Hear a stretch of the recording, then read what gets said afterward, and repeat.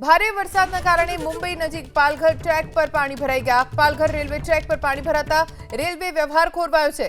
અનેક ટ્રેનને વલસાડ, વાપી અને નવસારીથી પરત મોકલાઈ। વલસાડ એસટી ડિવિઝને મુંબઈ જવા દોડાવી વિશેષ બસ। વલસાડ રેલવે સ્ટેશન પર હેલ્પલાઇન પણ શરૂ કરી દેવામાં આવી છે।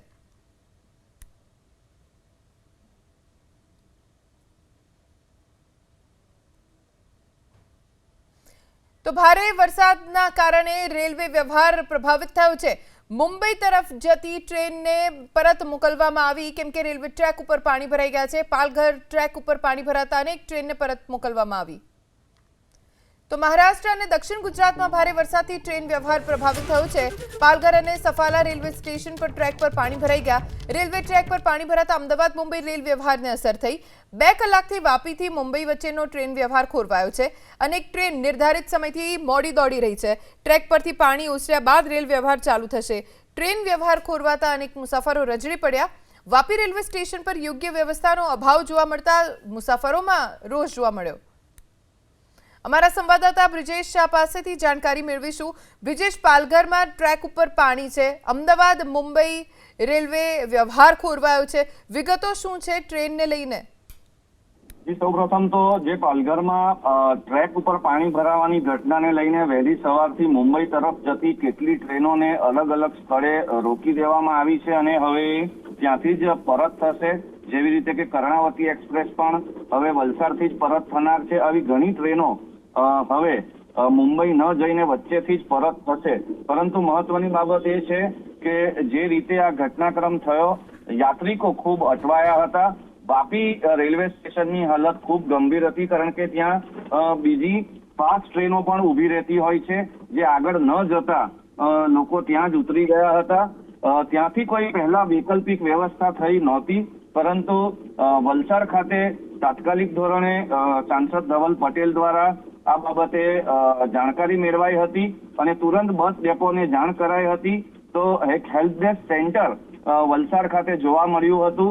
આ હેલ્પ ડેસ્ક સેન્ટર દ્વારા કોણે ક્યાં જવું છે તેની લઈને શું વ્યવસ્થા થઈ શકે અથવા તો પરત જવા માટે કઈ ટ્રેન મળી શકે તેની જાણકારી આપવામાં આવી રહી છે। આ સાથે વિશેષ બસ સેવા મૂકવામાં આવી છે, જે બોરીવલી સુધી જશે અને પછી ત્યાંથી મુંબઈમાં અલગ અલગ વિસ્તારમાં જનાર લોકો જઈ શકશે।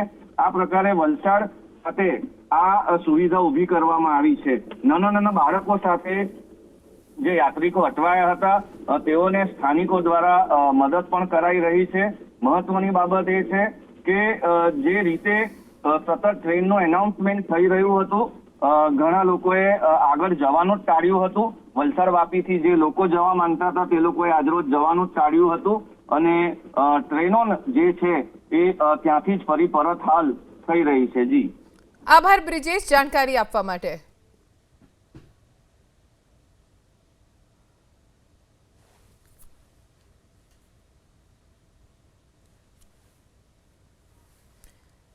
तो महाराष्ट्र में रेलवे ट्रेक पर पानी भराई जता अमदावाद मुंबई रेल व्यवहार प्रभावित थयो छे। अनेक ट्रेन मोडी चाली रही है। 2 कलाकथी वापीथी मुंबई वच्चेनो ट्रेन व्यवहार खोरवायेलो छे।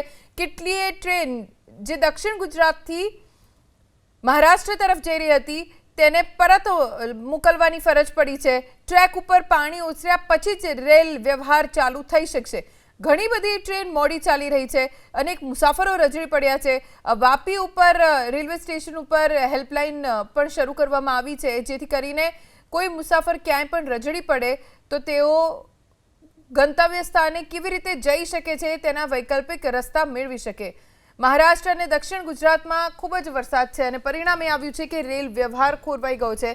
वापी रेलवे स्टेशन पर अनेक लोग रजड़ी पड्या छे। घणा बधा लोग राह जोई रह्या छे के हवे विकल्प शुं रहेशे तेमनी पासे।